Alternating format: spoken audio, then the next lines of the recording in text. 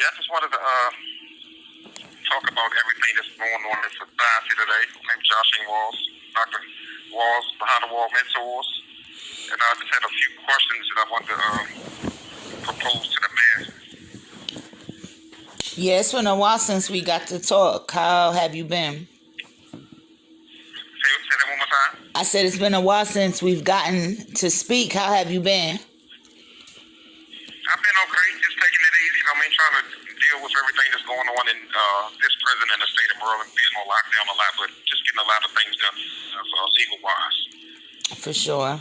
I know it's a lot going on. I want to talk to you about a few things and get your insight on it. See what you think. Okay. A lot of the talk that's going on right now is about the black community. It's coming from all different ways, but the best talks to have is us within ourselves about our own community. So what do you think some of the biggest problems in the black community are today? Okay. One of the biggest problems I think in the black community today is, there's a lack of male leadership or male role models, especially for our young black men. I really think that, there's a lot of guys that's, incarcerated or just doing other things, and they have, basically don't have no time for the kids. I see the stuff that's on TV and stuff like that, and I just think about how it was when I was growing up, and that I had things to do and little outlets and stuff like that. I don't believe that these young guys have the proper outlets and stuff today. So I see a lot of stuff that's going on in our black community, even the programming and stuff like that. They got a lot of programs out there that's outdated, and they need to allocate funds to proper programs and new programs and just be innovative, try to do things. Because I look at it now and evidently the stuff that they're doing is not working, so they need to try new things, new ideas, and bring different people to the table. Yeah, I couldn't agree with that. I don't know if everyone knows, we're going to catch them up that you are currently incarcerated and you're serving a life sentence. So, even though you're in that position, what are some of the things that you can bring to the table when it comes to working with our community? Well, one of it is being behind the wall mentors, continue to do the things that we're doing, promoting, writing books and writing letters, just trying to give different ideas. We've been putting out letters to everywhere. We've been putting out letters to governors, to city officials, elected officials, different states. We've written to, Houston, Texas, Philly, Maryland, D.C., all the places that, they consider hotspots right now. Even just because I'm behind walls, it don't mean that, I'm locked out of everything that's going on. So I see a lot of stuff that's going on in the news, and I just go on letter writing campaigns, on the phone with you, JBNA Radio, just making sure that we can get our work out there, people that have a voice. I believe that just because we're incarcerated, that our voice shouldn't be, silenced. And I believe that a lot of guys are in here are relevant because the stuff that they're going through uptown, we've been through that same stuff. We were part of the problem at one time. Now we've taken some time and, set apart some time now to be a part of the solution. So we have a lot of great ideas, and it seems like just because we're in here, that those ideas are being, unheard of, So that's what we're doing here, just promoting and, putting stuff on BTW Mentor page, monthly, promoting the magazine, getting ready for the second edition of the magazine, just doing everything that we're supposed to be doing, For sure. Congratulations on the second edition coming out. You bring up, for sure. You bring up, behind the wall mentors, but bring everybody up to speed with who that is and what y'all do for those that might not be familiar. Behind the Wall Mentors was founded by Brother Sean Gardner, and it's just coming together. Having a lot of mentors in here. So a few of the guys have left here and went home. They put together different little events and stuff for the children. Back to school events. Talent shows and stuff like that. But not just the magazine, but putting the articles in different magazines. Putting articles. We have articles digital for all the different colleges and everything. And we have the same questions that you're asking right now. They ask the same questions, and we put those same answers back out to the community, putting it back out in the atmosphere, just about the positive vibe that we bring to the table. Because, like I said, we were once, those guys that were out there doing the stuff that you see the guys doing now. So now we have greater times to be able to sit down, and analyze the wrong that we were doing and try to, come up with different solutions on, how to better the problem. Because right now, we don't see the problem getting any better. I see stuff on TV where they come together and different, communities come together and they having walks and stuff like that. I'm not saying there's nothing wrong with the walks, but to be honest with you, I don't believe the walks are doing anything. I don't believe that the visuals are doing anything. I believe that you need people are relevant to the kids that have been in their shoes. They can come sit down at the table with these elected officials and get things established. So that's what BTW brings to the table. That, we are established in prison, doing more things in prison than some organizations are even doing on the outside. Not putting no shame in nothing nobody's doing, but even if we can network and just come together and unify, I believe that some of the mass shootings and stuff that we see, we know it's at the very helm of a lot of these problems, and I know that we can, we have solutions to a lot of these problems. I believe that all they have to do is give these BTW mentors a chance to be able to show them that some of the stuff that we're doing is proven. We did some of the stuff that's in prison. And if it's happening in the prison, you got to think some of these problems that happen on the streets before they get to the prison. So we're having mentorship programs in prison. Showing the guys how to write, how to publish books. We're doing law work for guys, showing them how to put petitions in and work and stuff like that to be better productive men in here. I know we can do a better job with the guys on the outside, especially the young kids, and get them before they even come into the system, so they don't have to come to the system. Yeah, most definitely. Y'all are definitely in the hood out here doing great things. I've been lucky enough to come to some of the activities. I've been in some of the other spaces y'all been in at other venues and stuff like that. So y'all definitely out here and appreciated for that. So I agree with you 100% with everything that you said. Anyone that's listening to this platform, they know that you always come from a very spiritually led way. So I want to ask you, how will you change the narrative by being a spiritual advisor, which is something that not many people are really trying to do sincerely? Well, coming from the spiritual point of view, everything happens spiritually before it happens naturally. So, I hear a lot of people saying, well, let's bring the churches together and bring God together and let's pray about it. It's more to prayer, just sitting down and praying and asking God to, help us. Once we pray and ask for, spiritual guidance and everything, I believe that everybody needs to come together, as leaders, of whatever religion you in, whatever you serve, because, everybody serves a higher power. My higher power just happens to be Jesus Christ. So, but when everybody comes together and they have the same basically point of view on what's happening, they understand that, we see that our neighborhoods are in dire straits right now. So if all these elected officials come together, spiritual advisors, spiritual leaders, we come together, we pray, but we can put our heads together and, put our money together and our ideas and our thoughts together, then we can get some things established. So I believe it's more to it than everybody just, let's have a visual because, we lost somebody. That's good, but what happens when the candles go out and then, the lights are dim, the spiritual advisors leave? It has to be something that's put in play, that we've established. So we got to have beliefs, or we got to lay a proper foundation. Once we lay that proper foundation, then we can build correctly the way that we're supposed to build. So our communities are damaged and everything. It's just not stuff that's happening now. This stuff that's been going on for hundreds of years. Just, the stuff that's been, it's just been repetitive year after year, year after year. And so somebody has to change the narrative. So I'm willing to change the narrative. I'm willing to sit down at the seat with whoever we got to sit down at the seat with. And just put some stuff. We got to think outside the box. The stuff that they've been doing evidently is not working, but we have to embrace some new innovative ways to get our children off the streets. And I have multiple ideas. I know the founder, Don Garner, he has multiple ideas. On a daily basis, we go over different things, just on how to change everything that's going on in town. So, like I said, we've been on this letter writing campaign, and we're just writing, even if we just get one response back. Like I said, I've written the mayor of DC, Maryland, Chicago, and all these big spots. And I would think that, being in my own backyard, that I would have got a response back because they said that, we can't find a solution, so we're trying to find help anywhere. So I said, well, even though I'm in prison, let me just operate by faith and write them a letter. Well, I did get a letter back, but the letter was from Houston, Texas. So I got a letter back from hundreds of miles away, not in my own backyard.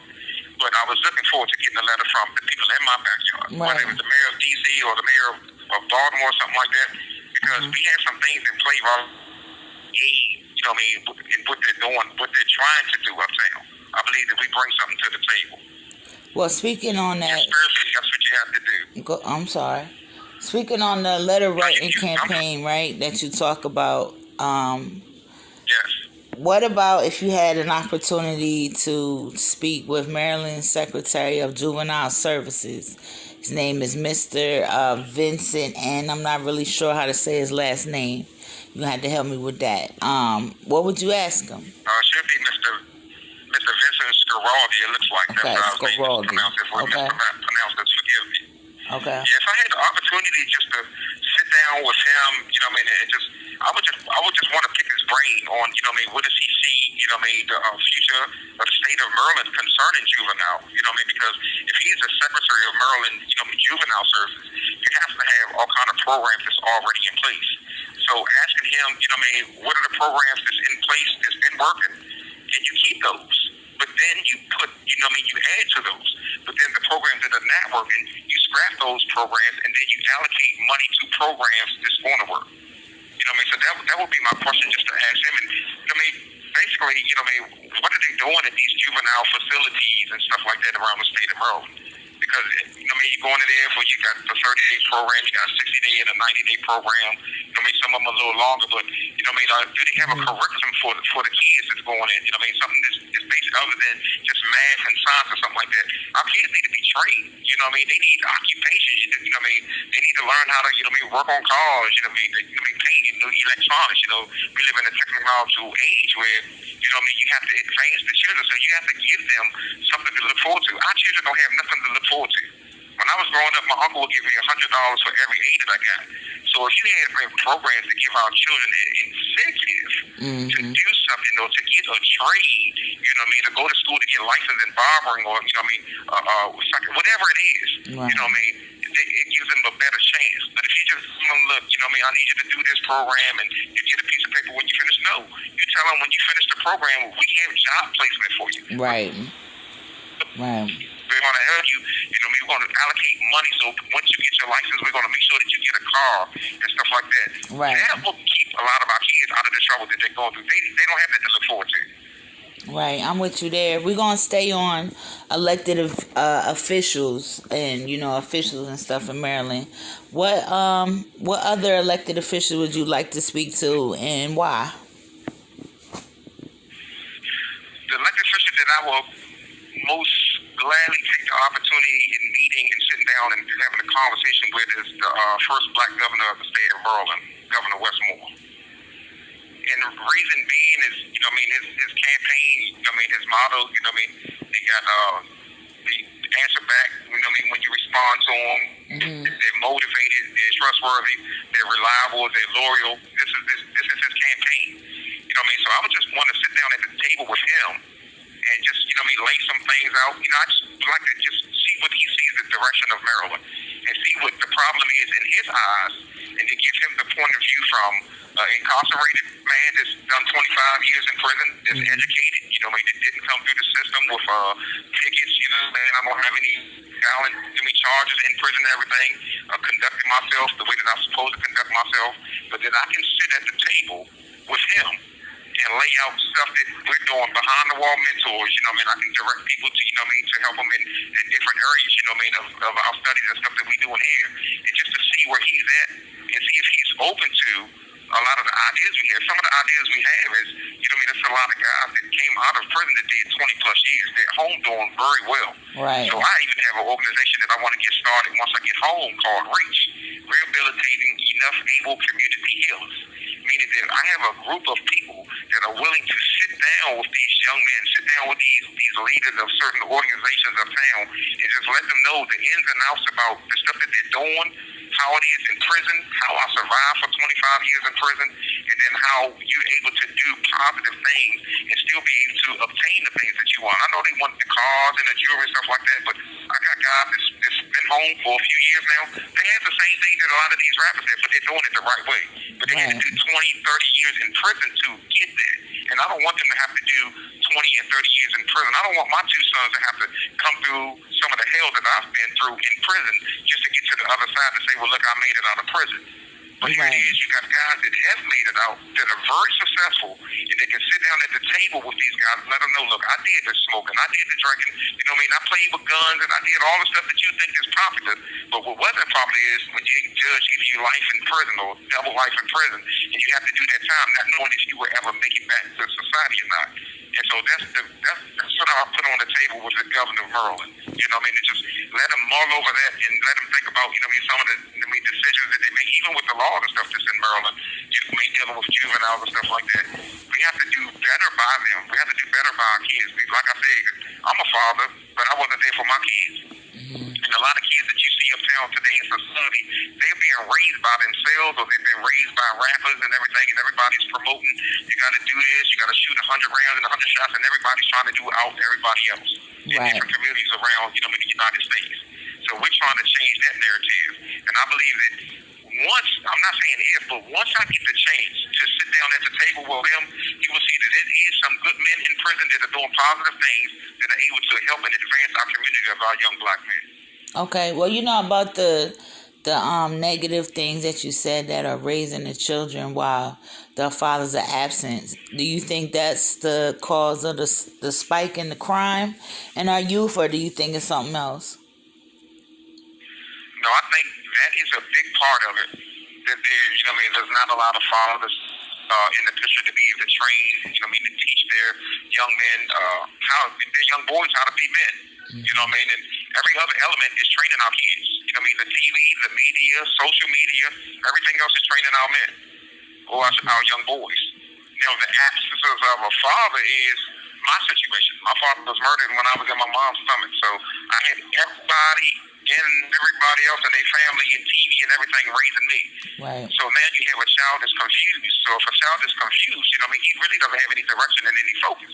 If these guys had focus and vision, you know what I mean, that I can do better than my father, I can do better. You just have to have somebody to speak into their life. They don't have nobody speaking into their life.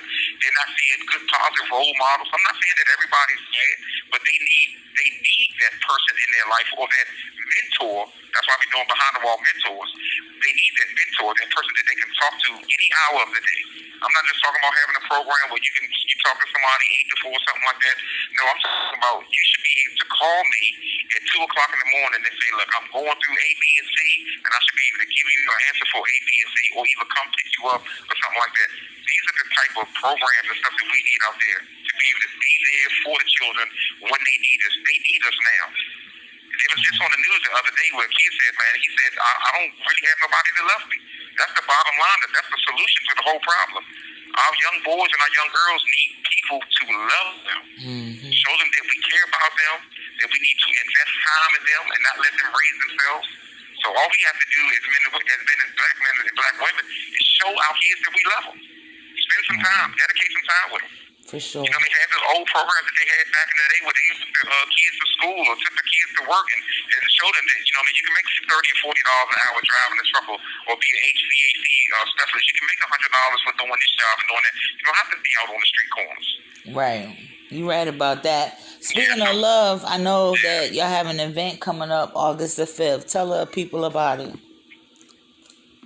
Yeah, we have a Teachers Appreciation event, back to school giveaway on August 5th, 2023 at 1 to 4. And the address is 401 North Howard Street, the Downtown Cultural Arts Center in Baltimore, Maryland. Okay, tell me one more time. Yeah. 401 North Howard Street, Downtown Cultural Arts Center in Baltimore, Maryland. And it's from 1 to 4, and it's the Teachers Appreciation Back to School giveaway. You know, we got to help the teams out. Teachers do so much. They underpaid, they underappreciated. You know what I mean? We have to show some love just to, you know what I mean, just to help them out. Sometimes they take money out of their own pocket just to make sure that our kids are taken care of. Yeah. So it's time to give back to them. They definitely do that. And we definitely appreciate y'all for thinking about them, which, you know, transfers down into our babies. So y'all are much appreciated as always. It's always a pleasure to speak with you.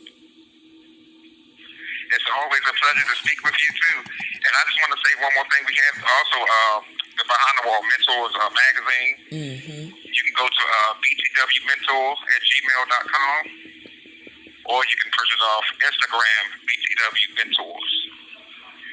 Okay, y'all definitely make sure y'all look out for that. Go ahead, bro. Yeah.